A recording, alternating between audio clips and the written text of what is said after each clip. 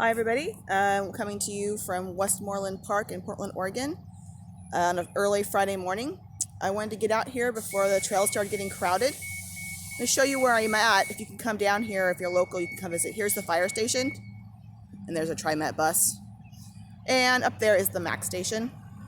And then what I wanted to show you was some beaver chew. We have lots of beaver that live in this area here, and especially at Westmoreland Park, and I'll show you some lodges in a little bit.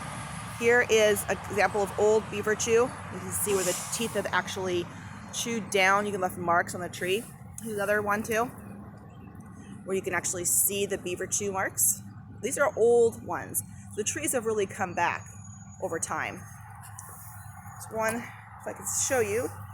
Over here, this whole tree was chopped down. It's starting to come back. It's not as tall as the other ones. And then we have trees that have cages. If you can see those cages. I'll show you a better viewing of cages in a little while. They have cages here. So why do we have cages on some and not others? Well, the city has decided they're going to pick and choose. Some trees will be for the beavers, and some trees will be for the wetland here. Here's a great example of a tree with the cage. Another example over there. Again, if these trees were not caged, they would be gone. Okay, so now I'm on the boardwalk going over the wetland, and straight ahead of me is an old beaver lodge. I know to you it looks like a pile of old sticks. Well, it isn't a pile of old sticks, but at one time that height was probably twice as high as that, and it was an active beaver lodge. Here in the Pacific Northwest, typically beavers do their lodges on the sides of the banks. Sometimes they do them like in a pond, but typically on a creek or river of some kind, it's typically on the side of the bank. That's why maybe you get a little confused. And we have some guest visitors here. On the right is a female mallard. On the left, I think that's a female. I'm not really sure what the one on the left is. I can't see her very well, but she's definitely a female.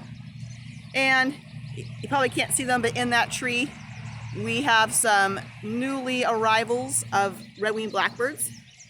You might be able to hear them. Oh, and of course, this morning what we have is the lawnmower in the back of us, right, the park. All I can say this morning is that the birds are in full sound this morning, and a lot of new birds that I have not seen this spring. And I think that spring migration is in full swing right now. Here is a great example of a tree that had been totally chewed down. It's kind of hard to make it out on this video, but there is what they call chips, beaver chips. Kind of the remnants of him or her chewing up the tree. You can see it right there.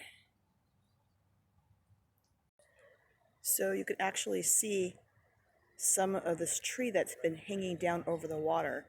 And there's a clear sign that the beaver was able to get that whole entire branch off. I don't know. It's pretty high up from the water, so I don't really know if the water was high at the time or they just reached up really high. But that whole entire tree that's hanging over the water there, it's hard to see, but every branch has been chewed off by the beaver.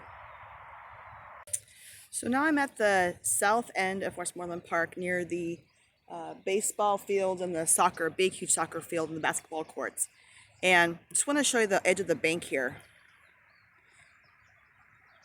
So I've seen beavers sitting on the edge of these banks, putting the oil on their feathers. They don't have feathers. On their fur, just like ducks do, to help them keep waterproof. So if you are down this end where the bridge is, where the bridge goes over the creek, when it's, I'd say getting close to dark, look for the beaver hanging out along the creek here on the sides.